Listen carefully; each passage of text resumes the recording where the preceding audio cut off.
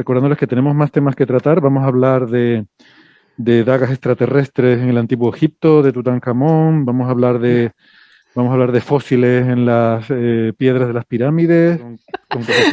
Sigamos con la daga de Tutankamón. Vamos con la daga extraterrestre.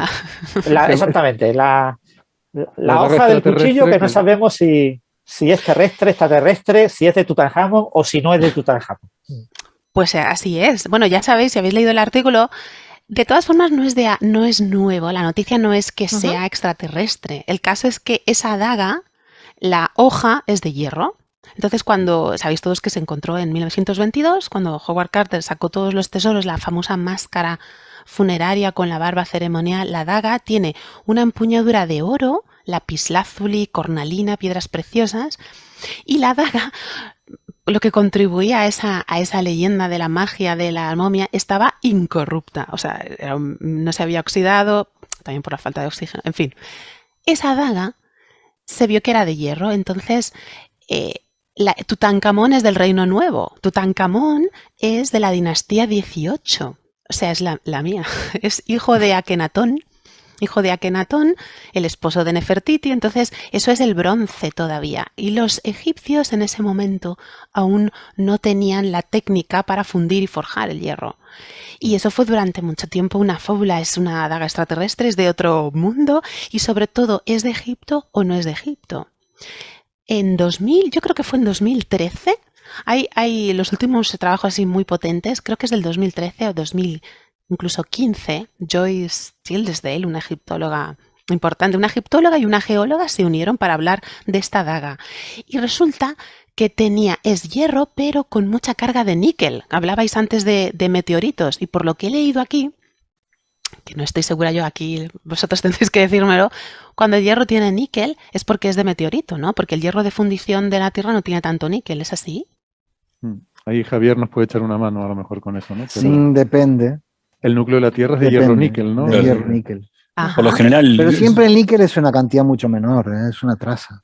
Sí, y si entiendo, están concentrados en centros planetarios, no más, que hay una concentración que crece con acercarse al centro. Sí, hay que tener en cuenta que el meteorito del cual se obtuvieron el material para hacer la daga,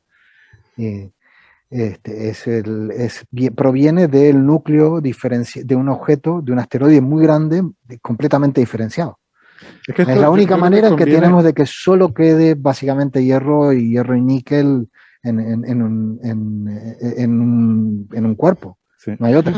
Es que yo creo que esto conviene explicarlo porque es muy chulo. O sea, vamos a ver, esta gente no tenía la tecnología para hacer minería de hierro porque requiere unas temperaturas muy altas, ¿no? Eso es. Pero ¿qué pasa? Que hay meteoritos, lo hemos dicho, a veces hay asteroides que tienen una composición muy metálica, muy de hierro.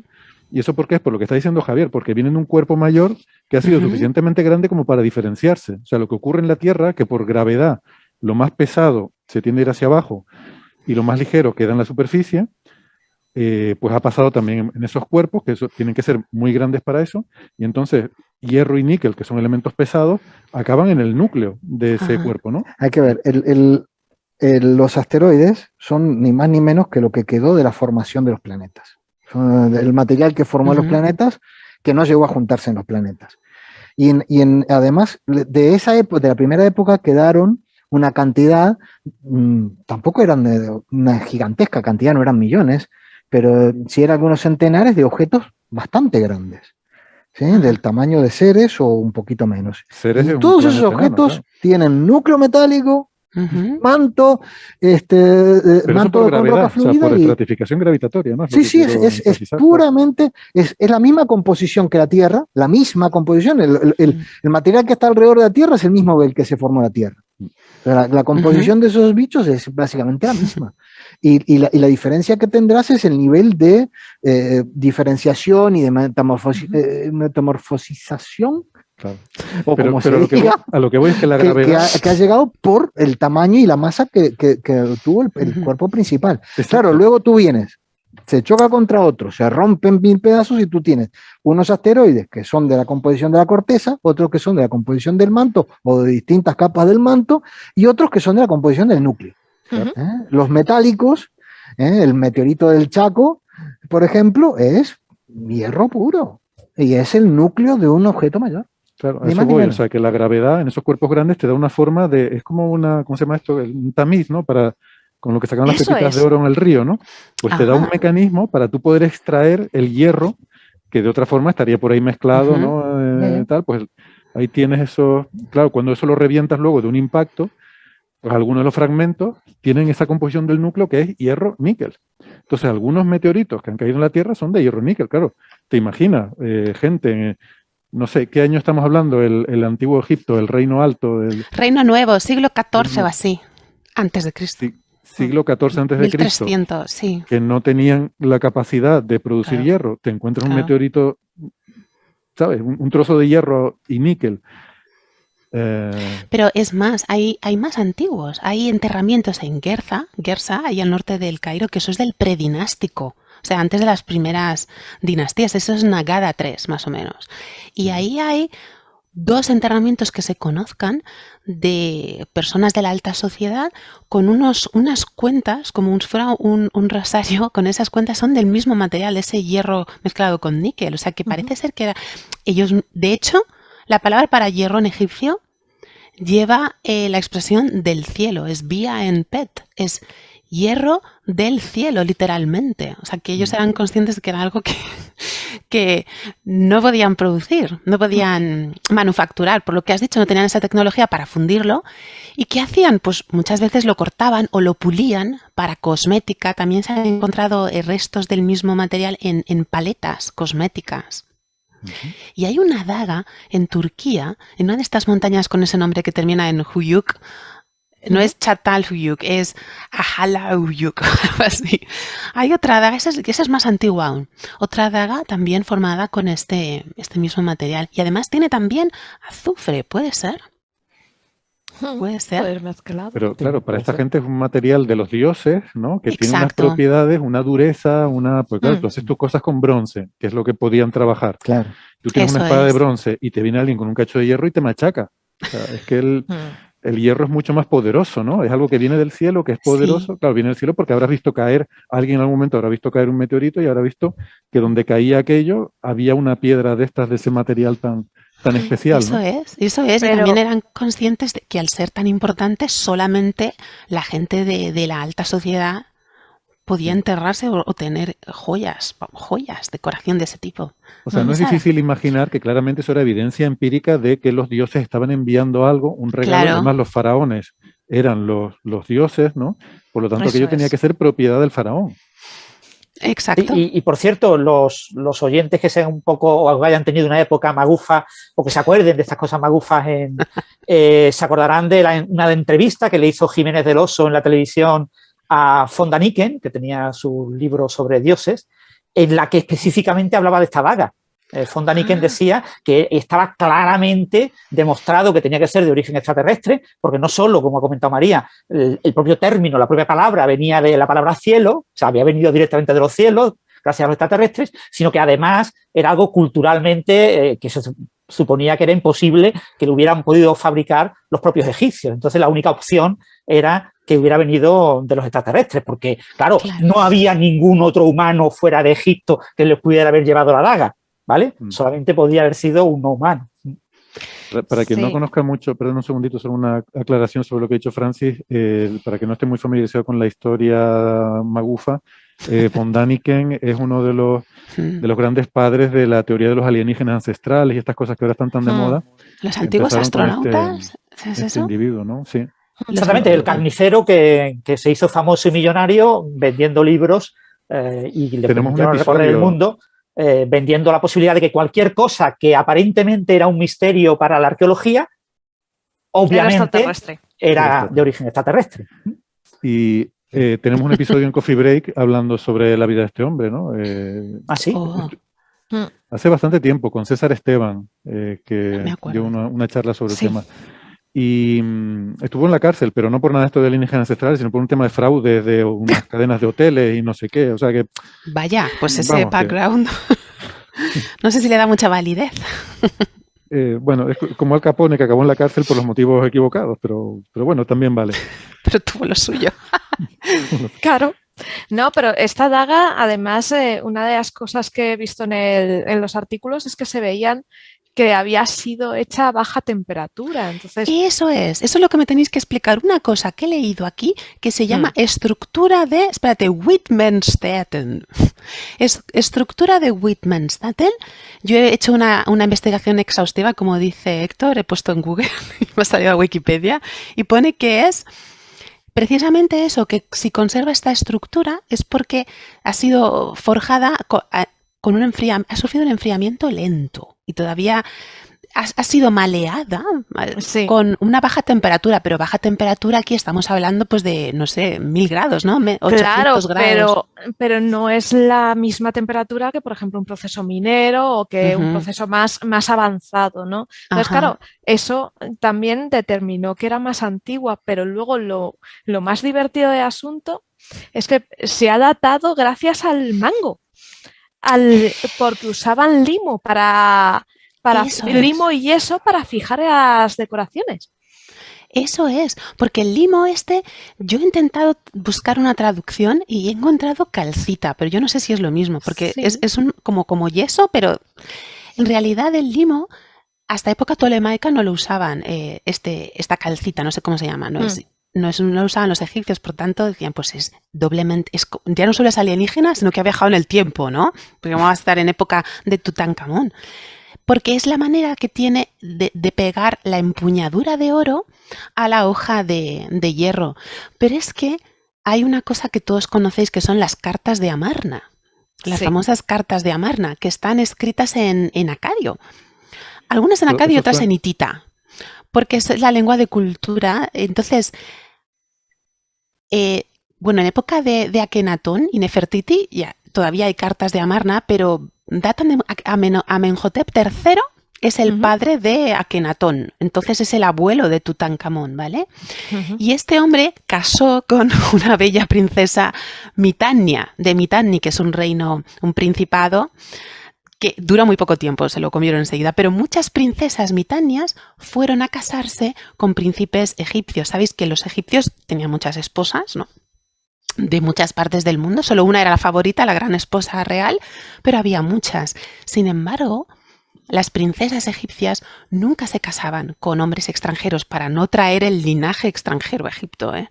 Entonces una hija de Tusrata, de Mitanni, la Tajudepa, la envió Tusrata a Amenhotep III con una dote inmensa, y en esa dote describe exactamente, eso lo cita en este artículo también, describe una daga con la empuñadura de hierro, y la palabra que está en acadio para hierro, para el metal, que es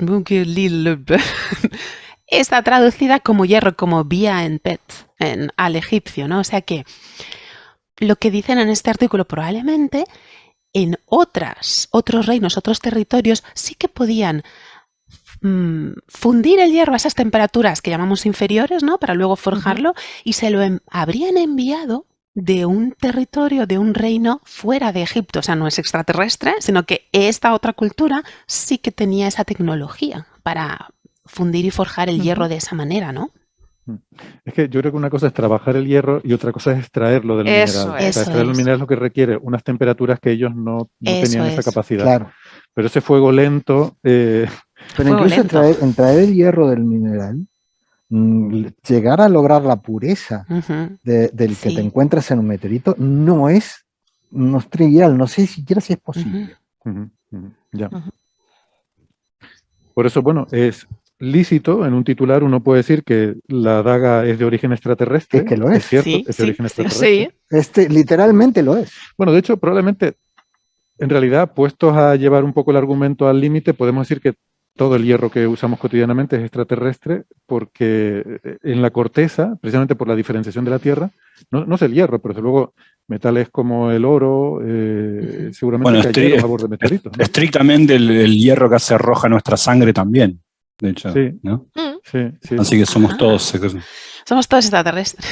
Exactamente, ¿no? Somos todos de procedencia extraterrestre. Joder, Bondaniken tenía razón, al final... Somos polvo de estrellas, como dijo aquel. Qué bonito. Al final va a haber que sacar al hombre de la cárcel y pedirle perdón. No, lo de la cárcel fue por otra cosa. Fue por lo no hace falta, no. Y aquí había leído algo, que yo no entiendo bien estas cosas. Dice que tiene niveles bajos de fósforo y azufre. Y por eso dice que es más maleable y se puede fundir a esa temperatura inferior a 1000 grados. Pero esto yo lo acabo de descubrir en este artículo, ¿eh? Ahí yo ni idea. De fundición de hierro creo que no tenemos aquí mucha experiencia ninguno, ¿no? No sé, pero sí me parece muy interesante todo esto. No, sí que debían tener tecnología para trabajar con el hierro, porque también hablamos alguna vez aquí del trono también del trono extraterrestre, ¿no? ¿De quién era? El trono de hierro. El trono de hierro, ¿no? Sí, sí. ¿Y quién era que tenía un trono de hierro, no? Pero no tenías un dragón para fundir el hierro. ¿Qué, perdona? No tenías un dragón para fundir el hierro. hierro. No tenía un dragón, claro. Y luego hay otra palabra aquí, claro. Otra palabra que os quería preguntar, octaedrita. Octaedrita. Que yo he buscado en Wikipedia. Debe ser algún mineral. Sí, pero es que fíjate, dice octaedrita que tiene caras piramidales. ¿Coincidencia? No lo creo. A mí me suena a octaedro por algo. Sí, porque dice que tiene las caras, la parte, lo que formaría la pirámide lo tiene más largo que la base. No lo sé, lo he mirado en la Wikipedia. Ahí está. Por lo que parece es un tipo de meteorito metálico, las octaedritas. Eso lo explicaría. Y eso explicaría lo que decíamos antes, por qué solo en algunas tumbas muy señaladas había este tipo de ornamentos como ajuar funerario. Claro, debía ser algo muy extraño de conseguir. Claro. Y también me ha gustado mucho que no paran de repetir en el artículo. Hemos llevado un análisis no destructivo, muy cuidadoso, allí en el Museo del Cairo, porque no sé si sabéis, un desastre, un escándalo que pasó en 2015, creo que fue. Cuenta. Que transportaron la máscara funeraria, la cara famosa de Tutankamón con el oro, la barba ceremonial, se rompió, la rompieron en el transporte y la pegaron con los CITE. Y con superglue, ¿no? La pegaron con yeso. Y claro, fue un pequeño escándalo cuando Hawass, nuestro amigo Tufir Hawass, ¿no? Salió diciendo que no, que ya se había restaurado de manera que eso había sido una exageración, pero bueno, ahí está, o sea que... Que se la den a la de Leque Homo, que te la deja niquelada. ¡Niquelada! Ostras, Héctor. Sobre esto que dices del análisis no invasivo, está muy bien porque lo hacen con una técnica que se llama fluorescencia de rayos X. Efectivamente. ¿Qué es eso? Si quieres, comento un poquito. Sí. No sé si, a ver, yo tampoco sé mucho del asunto, ¿no? Pero sé que la técnica en sí, el fundamento físico, está muy chulo y tiene que ver con que tú tienes átomos con muchos electrones, ¿no? Como estos átomos de hierro, de níquel, etcétera. Los iluminas con radiación muy energética, como rayos X. Y bueno, típicamente les arrancas electrones, ¿no? Se ioniza el átomo porque un fotón de estos tan energéticos tiene suficiente energía para arrancarle electrones al átomo. No siempre el electrón que le arrancas es el último de arriba. A veces le arrancas electrones de más adentro, de más abajo en sus capas. O sea, el átomo está recubierto por diferentes capas de electrones, ¿no? Y a veces puede ser que el electrón que le arranques es uno de los interiores. Y entonces, claro, cuando pasa eso, se queda un hueco en una capa interior y a los átomos no les gusta estar así. Siempre intentan estar en el estado de menor energía. Con un átomo excitado que está en un estado de alta energía tiende a desexcitarse emitiendo radiación, ¿no? Entonces, lo que ocurre es que rápidamente, cuando un átomo se queda así con un hueco dentro, es que lo rellena alguno de los electrones de arriba. Lo que hace es caer a ese hueco que ha dejado libre el electrón que se ha ido debajo, ¿no? No sé, es como si tienes un castillo de cartas, de naipes, y quitas una, y entonces una de las cartas que hay por encima cae y ocupa el hueco que ha dejado la otra, ¿no? En vez de caerse todo el castillo. Okay. Y en ese proceso emiten un fotón. Entonces, al final, lo que acaba obteniendo después de tú irradiar estos átomos con rayos X es que se van a producir una serie de transiciones que tienen que ver con la estructura del átomo. O sea, ahí donde has dejado huecos han caído otros, y entonces te van a producir una serie de emisiones en diferentes longitudes de onda que son características del átomo. Entonces tú iluminando algo y luego haciendo un espectro de la luz que lo iluminas con rayos X y haces un espectro de la luz que produce, vas a ver una serie de líneas espectrales en unas posiciones que son características de esos átomos, ¿no? que son características de las transiciones de un electrón de un nivel alto a uno bajo que haya quedado libre. No es que vayas a provocar una en concreto, tú vas a provocar varias de ellas en diferentes átomos. Entonces vas a obtener un espectro con diferentes líneas en diferentes posiciones, y entonces identificando esas posiciones puedes identificar los átomos que tienes ahí en esa muestra. Y esa es una forma... solamente arrancas electrones, pero bueno, ya los vuelven a llenar. A lo mejor un arqueólogo muy purista dirá que esos no eran los electrones originales, porque tú les has arrancado los originales y ahora se han llenado con otros, ¿no? Pero bueno. Bueno, y tienes un espectro de picos, y los picos más pronunciados te indican mayor concentración, porque todos los picos son por acumulación de muchos fotones en la misma frecuencia, por lo que puedes también tener una buena estimación de la concentración relativa de los elementos en la muestra. Interesante. Pues nada, mucha física y mucha astrofísica en la historia de la daga de Tutankamón. Ya ves. Tutankamón. Perfecto. Así lo diría él.